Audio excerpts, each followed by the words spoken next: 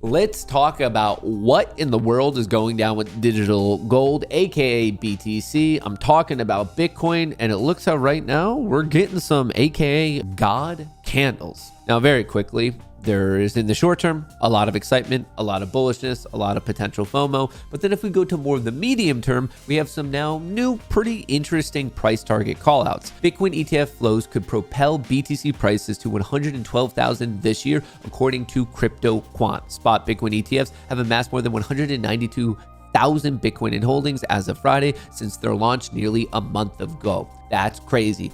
BlackRock, over 4 billion of inflows. We have Fidelity, that's almost at 4 billion. And then there's a whole middle group there that they're on their way to pass 2 billion. We have a lot, almost $10 billion has come in. Right now, according to Anthony Pompliano, you're having 900 Bitcoins being produced, mined per day.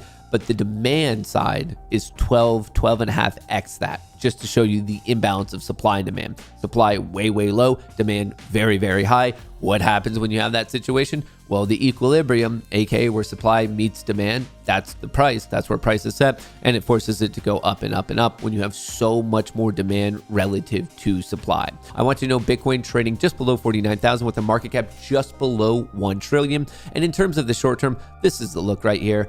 As I'm filming this, Bitcoin literally just notched a new year-to-date high in the year 2024. We haven't hit 50,000 yet, but I wouldn't be surprised by the time you're watching this if we're at 50,000. Remember, the all-time high is actually 69,000, so we still have some room to go. Right now, this is a bit crazy. I was calling out this consolidation for a bit. We had the fake-out breakout, led to a fake-out breakdown, a recapture of the EMA cloud, consolidation, consolidation, consolidation. This is the textbook definition of bullishness. And then guess what? After 2 weeks of consolidating, it went absolute rip city. So if you are a short-term, more of like a volatility-based trader, I hope you got a piece of it. And hopefully, fingers crossed that this keeps going for quite a while. Now, where could it go to? According to Crypto Quant, potentially 112,000. Bitcoin could reach 112,000 this year, driven by ETF inflows. Worst case is 55,000. So their worst case is already about 10% higher than we are right now. And that's the worst case. So pretty interesting. But right here, this is price prediction based on realized cap, obviously ceiling, floor. This is talking all the way potentially up to 112 and the minimum 55. So pretty interesting numbers. But then to get a better understanding of how the analyst got here, Bitcoin market has seen 9.5 billion in spot ETF inflows per month, potentially boosting the realized cap by $114 billion yearly. Even with the GBTC outflows, a $76 billion rise could elevate the realized cap from 451 billion to about 550 billion.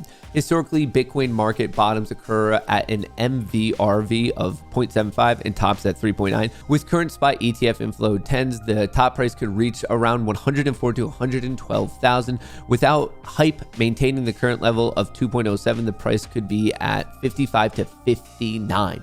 Once again, that's more than 10% we are right here, but truly crazy. Right now, there is excitement. The short term, you can almost feel that energy.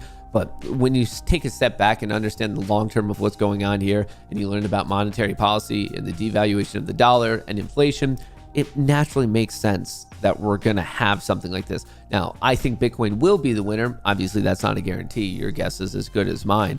But even if it is or it isn't, we obviously need something outside of the world of these fiat currencies. Bitcoin stronger ahead of halving, according to Grayscale. Spot Bitcoin ETFs have amassed more than 192,000 Bitcoin in holdings as of Friday since their launch nearly a month ago. So about 9.5 billion has been the current, as I'm saying this, inflows to the spot Bitcoin ETFs.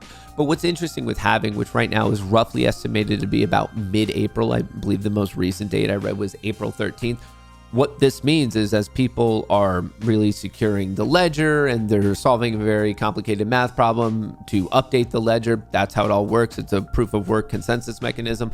The goal of why you're doing it is to, if you're the first one to solve it, the problem to update the ledger, which helps with the security and various other things, you get paid in Bitcoin. Well, as of April 13th, that reward is getting cut in half. So as of now, 900 new Bitcoin are entering the world daily. Well, as of mid-April, that's going to drop to 450. And then you fast forward another 4 years, that's going to drop to 225. It just keeps getting cut in half and half and half. hence why it's called the halving. And if you look at the previous halving cycles and Bitcoin's price, it's a classic 4-year trend. And if the previous pattern tells us of where we're going right now in the next couple months, next really good portion of a year, the bulls definitely have a smile on their face, I suppose is the best way to say that. I mean, this chart is crazy. Riot is going nuts. Mara, isn't the other one Hut? Hut's even picking up. Coinbase was having a really good morning, maybe fighting back a little bit. Would love to see it tag 150. Bitcoin itself right at 49. Like, it's just in the short term, and I'm talking like a handful of days, the bulls clearly in control.